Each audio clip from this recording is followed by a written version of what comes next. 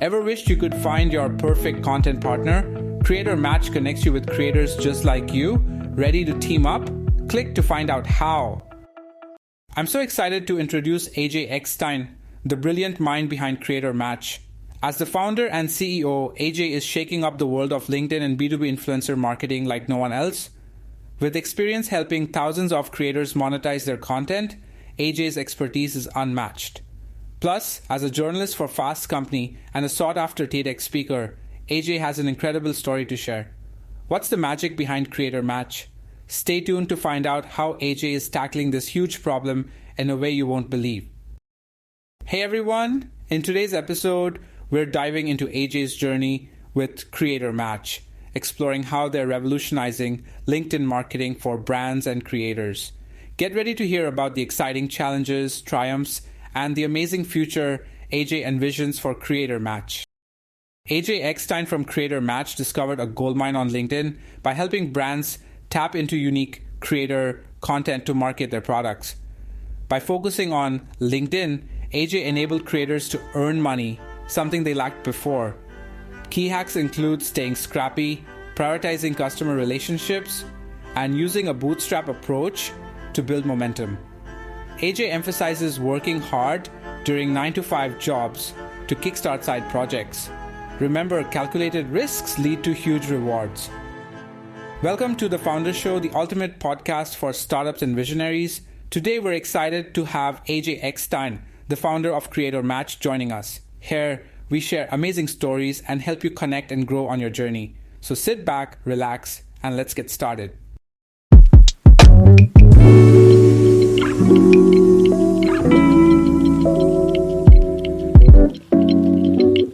Hi AJ, this is Vats from The Founder Show. Thanks for joining this podcast, and I'm so glad to have you here with me. How are you doing today? Good, and thank you. Sorry for the mix-up. I think I messaged you basically. I was on a plane when I was submitting the interest form, and then I realized that I can't receive a call. And then I've been in Argentina with the family, so it's been hard to find the time. So I appreciate you being flexible. No worries at all, AJ. I totally get it. Life gets busy, especially with travel and family time. Argentina sounds amazing though. Glad we could finally connect. Let's dive in. Tell me about your startup. What's the name and what big problem are you solving? So I'm the founder of Creator Match. We match brands with LinkedIn creators. We are the #1 LinkedIn creator marketing platform and agency. We're solving two main problems for two different types of users. On the brand side, brands are recycling the same playbook that they've done for years and years, especially on the B2B side, or any brand trying to really target professionals, which the best platform is LinkedIn. So we're giving them a new way to partner with creators to really market their businesses, whether it's a product launch, whether it's a brand awareness campaign, or whether it's really driving clicks and conversions to, software or to a product or to a service. So we're giving them new creative ways to market their businesses, and creators are pretty untapped on LinkedIn as a channel, as every other channel is very saturated. For the creator side, LinkedIn creators have never been able to monetize on LinkedIn. There are no ad products built like there are for YouTubers, where they don't have to rely on brand deals, and they've never made $1. So you have these creators with massive audiences and tons of supply with incredible content and incredible reach, but have never been able to monetize. So we match LinkedIn creators with brands to run high-performing creator campaigns. That's fascinating, AJ. Creator Match is really tapping into an untapped goldmine on LinkedIn. I love how you're solving two distinct problems, giving brands a fresh, creative way to market while empowering LinkedIn creators to finally monetize their influence. What inspired you to focus specifically on LinkedIn as the platform for this? Was there a moment or trend that made you realize this was the right space to innovate? There were a couple different things. So the first thing is I've always considered myself a LinkedIn creator. I would go to different creator conferences and events, and we'd be in a circle or in a round table, and we would all share what platform we create content on and kind of what our niche is. And everyone would say every other platform, whether it was YouTube, TikTok, Instagram, Twitter, and I'd be the only one that said LinkedIn. And I think everybody's always slept on LinkedIn. I think the LinkedIn creator community is underserved underappreciated and underpaid. So I'm myself a LinkedIn creator, but I come from a consulting background. I would do marketing. I did marketing at one of the biggest consulting companies in the world, consulting for companies, whether it was Google or Stripe or Airbnb. And I left that about a year ago. So I consider myself a LinkedIn creator. I spoke to a lot of friends who were LinkedIn creators who had these massive audiences and were never able to monetize their content. And then I also spoke with brands who were looking for something new and unique to market what they were doing, especially targeting professionals, which is very hard to do. And those professionals could be either B2C or B2B.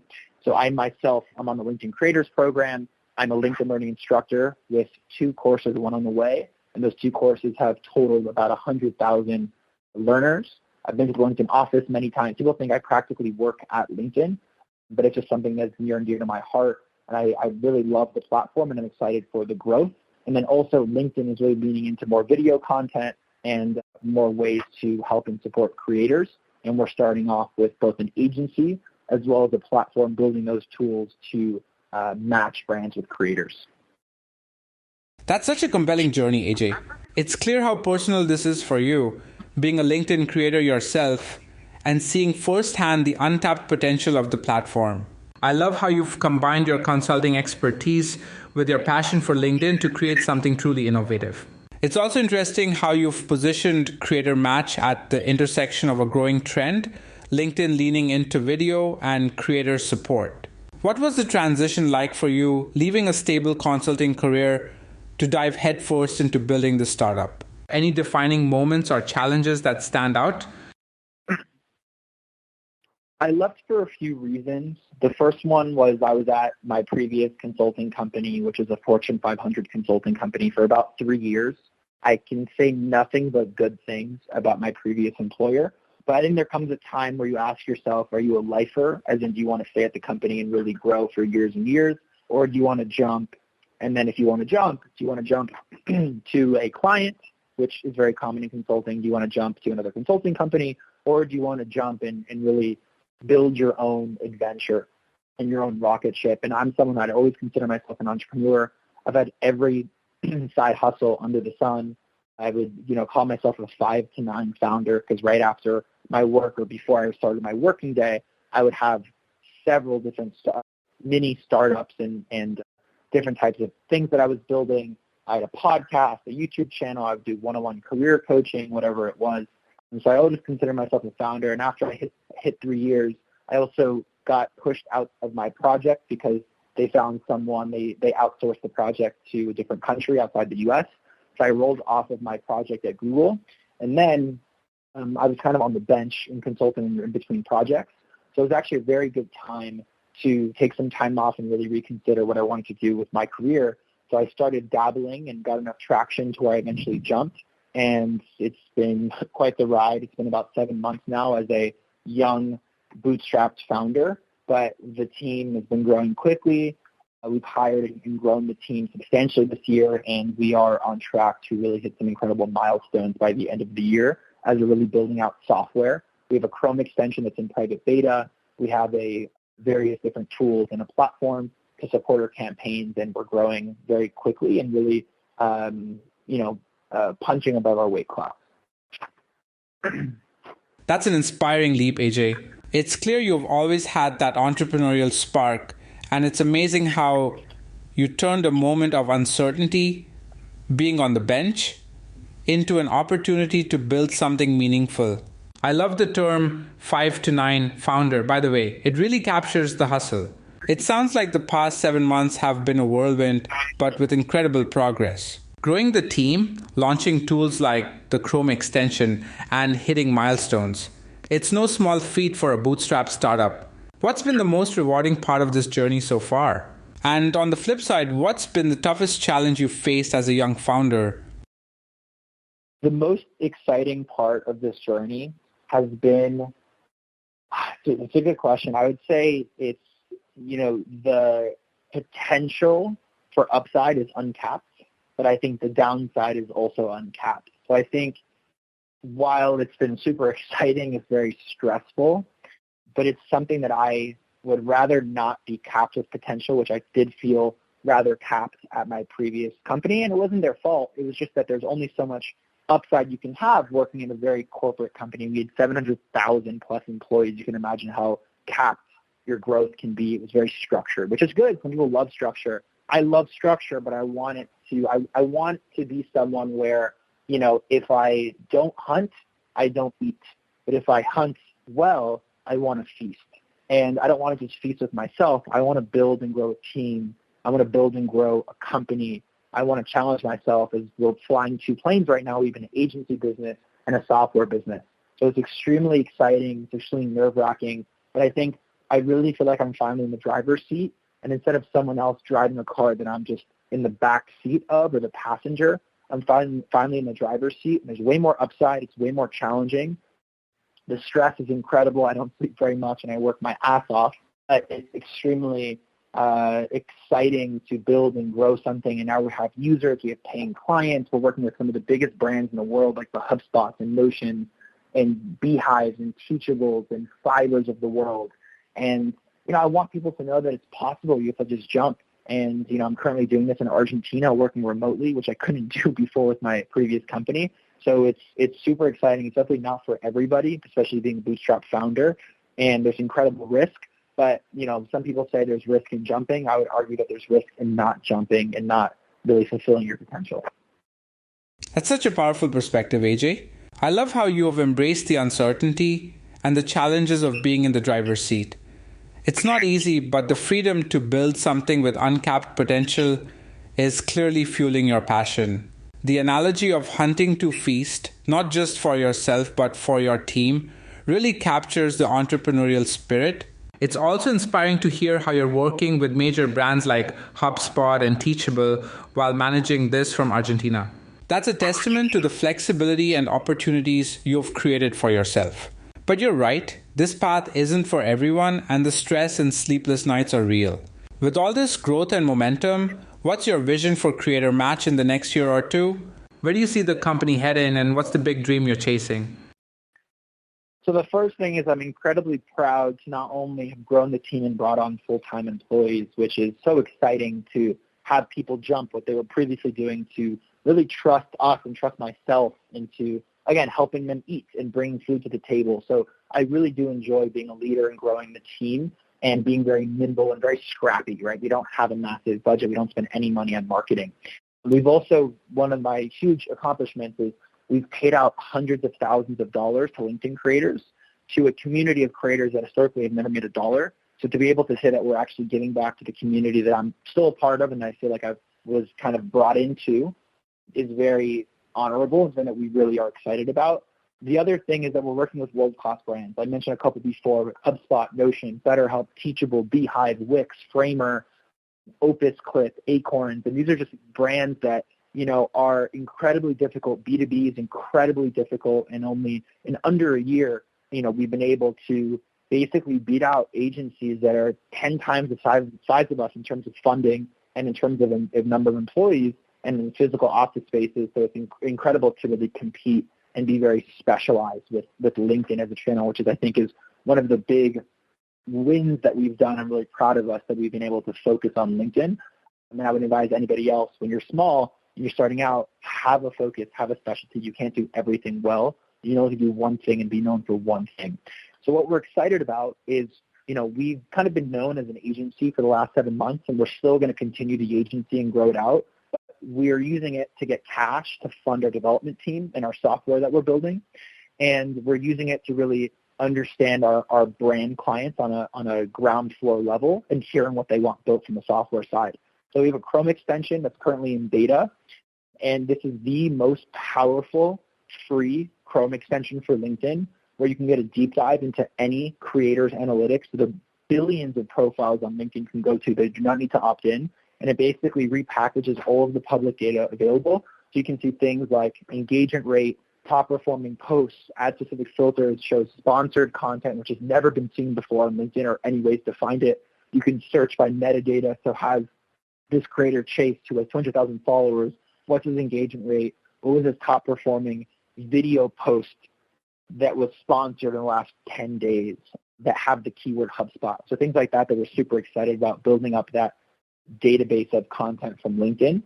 And then also we're launching a very exciting tool in the next few weeks, which I can't mention just yet, but it will be one of the most revolutionary tools for the LinkedIn creator marketing space. Wow, AJ, that's incredible. You've achieved so much in such a short time. It's inspiring to hear how you're not only building a business, but also uplifting an entire community of LinkedIn creators who have historically been overlooked. Paying out hundreds of thousands of dollars to creators and working with world-class brands like HubSpot and Notion is no small feat, especially as a scrappy bootstrap startup. It's clear your focus on LinkedIn as a niche has been a game changer. I love how you're using the agency side to fund and inform the development of your software. It's such a smart, sustainable approach. The Chrome extension sounds like a game changer for LinkedIn Analytics, giving brands and creators unprecedented insights. And now you've got me curious about this revolutionary tool you're about to launch. I can't wait to see what's next. As you continue to grow, how do you balance staying scrappy and focused while scaling up? And what's your approach to maintaining that strong company culture as your team expands? We thought a lot about company principles, and one of the ones that we still live by is living a very frugal life. I'm not saying you have to slum it out, but, shit could always hit the fan. We are not funded. We are completely bootstrapped. I'm not even taking a salary as the founder. I'm living off of savings. So things like that enable us to live when the day is raining, or maybe when it's not raining, right? So being frugal is extremely important, and also having a team that really believes in what we're doing and why we're doing it, and being so bullish on what we're building to get people fired up to work on a Sunday, and to get people fired up to join an early call or a late night call. I mean, our developer call is literally at 10 p.m. every night of the week, and they're all based in the U.S. That was personal preference, and we love it, right? There's no other calls, no clients are online, and it's a great time to really talk about software development.